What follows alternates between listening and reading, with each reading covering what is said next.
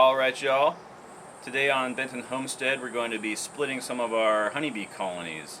I just had my first cup of coffee and got the watering done around the house, so let's go out and take a look at those bees. Bosco, you're in charge of keeping the house safe. We started this year with 25 colonies and we're going to be increasing to 40, so that means we need to make 15 splits, and I need to actually build 7 more beehive boxes before we can do that. So we've got the workshop converted back into woodshop mode, and I'm going to be coming right back in here and working on that after we get the splits done today. I am wearing a long sleeve shirt and pants under my suit because we've got one colony that really loves to sting me, so that is not fun in this heat, but that's what you got to do. The reign of that particular queen may soon be coming to an end. Today is July 9th, which is pretty late, I feel, to be doing splits, but in Japan here, at least on Ōmishima, we typically wait until after the citrus harvest is in before we do the splits, so that's just how it's done here. However, I received 2 reassuring factoids yesterday.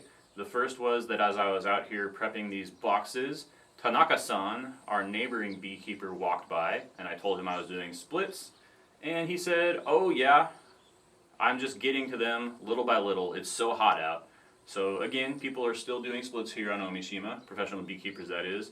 And also yesterday, when I started the splits, 2 of the boxes had queen cells. So they are still trying to swarm, which means swarming season is not over and we should be in the clear.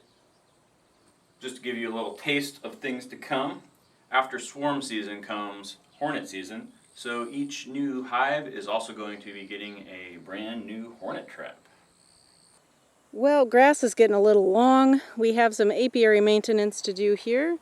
But right now the most important thing is keeping these colonies healthy. There is actually more honey in the colonies. We could work them a little harder and even try and get another honey flavor harvest. But we've decided not to do that for many reasons. Mostly it comes down to we're satisfied with the harvest we had. We're 40 kilograms of honey harvest over our business plan goal. And as I always say, we're still learning, and bee health is most important. So we're not going to overwork them. These boxes are sitting here on the hives. These are frames that had the honey spun out of them and then were temporarily returned to the colonies.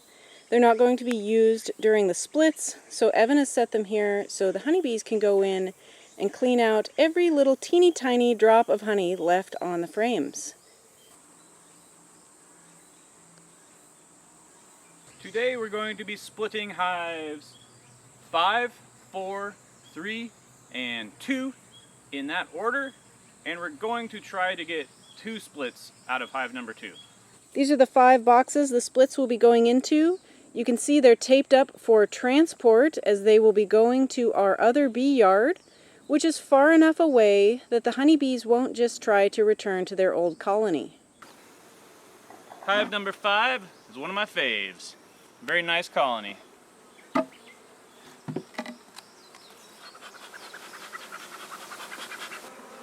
Hopefully this will be a really straightforward process. The main thing is just to get enough frames with eggs from the parent colony into the daughter colony so that these bees can take those eggs and turn them into a new queen. And we're going to shake some extra bees into here so there's plenty of them. And then we just want to make sure that there's enough brood left behind that this colony is going to be healthy. And of course, I just have to make sure that I know where the queen is. So I'm going to inspect each frame before it gets shaken into here to make sure that she ends up in the old box and doesn't get accidentally transferred to the new one. There is a lot of honey in this colony that we could be harvesting, but we've met our quota, so we're going to leave it for the bees. Pretty sure there's no queen in the top box, so we're moving on to the bottom box.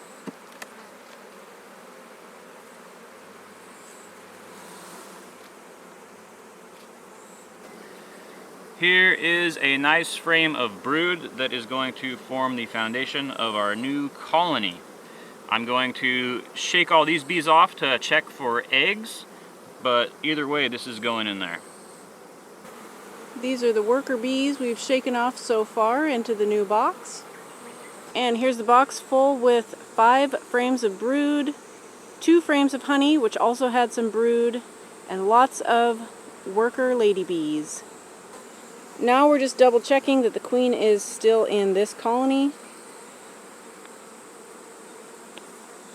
And there she is, right as I was saying that. She's on the last frame.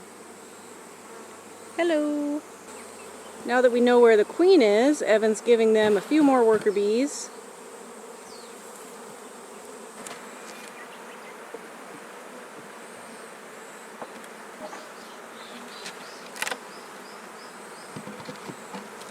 Okay, so that is a textbook perfect split.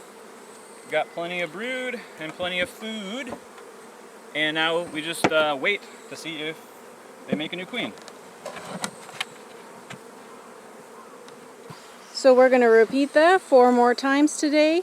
We are on a little bit of a time constraint with some afternoon guests arriving, so we'd like to be done fairly quickly. I think I'm going to wrap filming for now, and we'll touch back when we're done with all the splits. Well, it's July 22nd. We're down at our second bee yard where we have 25 colonies, and the cicadas have really picked up.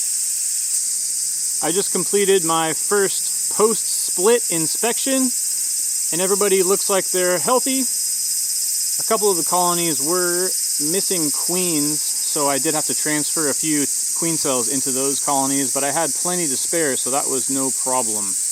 What I'm looking for with the splits is, of course, a queen cell and then a hatched queen cell, at which point I shut the colony up for 2 weeks and just let the queen do her thing. So that brings us up to 40 colonies going into the 2026 honey season. Splits can be intimidating, but I'm finding it's actually one of the easier aspects of beekeeping. The bees are still bringing in plenty of pollen and nectar, but I feel like that time is coming to an end. The pollinator strip here is shaping up and weathering the heat pretty well. I think a boar tried to rip out my hairy balls, so I tried to tamp it back in. Marigold, black-eyed Susan, tropical milkweed, some bulb I found at the neighbor's. This will be a cosmos, bee balm, echinacea, catnip, and hyssop. See you next time on Benton Homestead.